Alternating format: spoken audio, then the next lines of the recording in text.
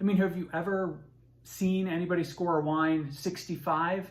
No, nobody has the balls to do that.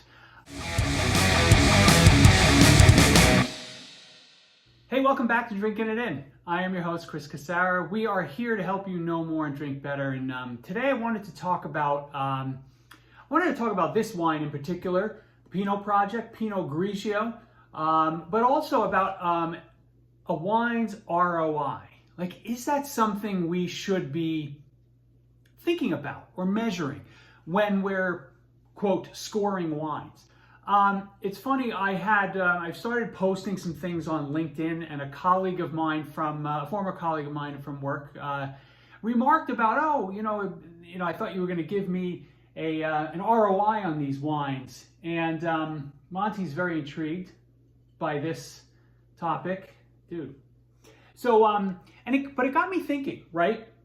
Because there has to be something better than the current scoring system, where every wine seems to be between 85 and 100, and it makes it really hard for people to make good decisions.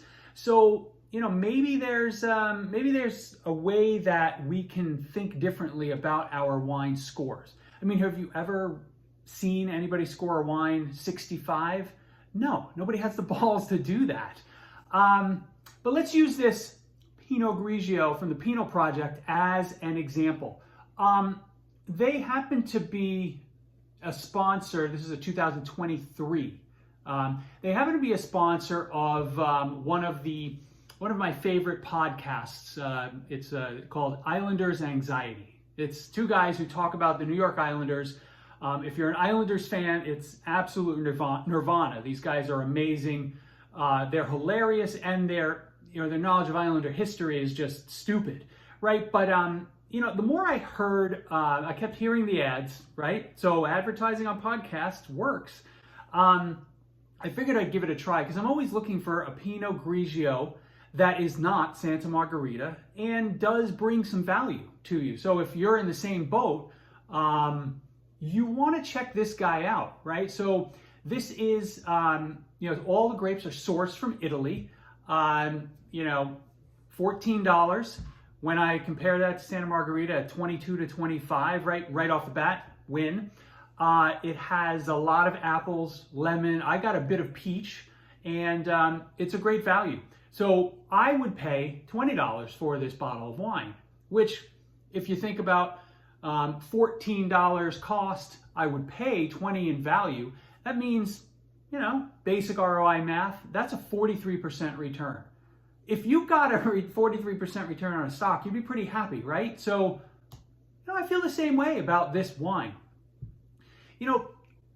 I'm thinking about starting to rate wines a little differently here on the channel when I taste them, just so people can gauge my thoughts better than me just saying, oh yeah, absolutely, I like this wine, it meets these criteria, and I'd buy it, right?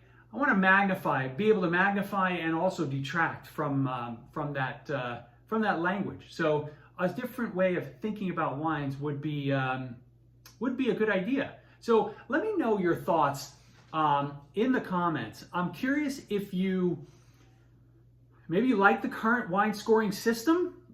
Maybe you don't use scores at all.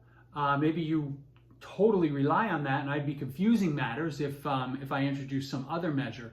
But I think the idea of an ROI on wine, its time has come. Thank you for joining. If you've made it this far, you're amazing. Hopefully you hit like and subscribe, and I will talk to you guys soon. Bye.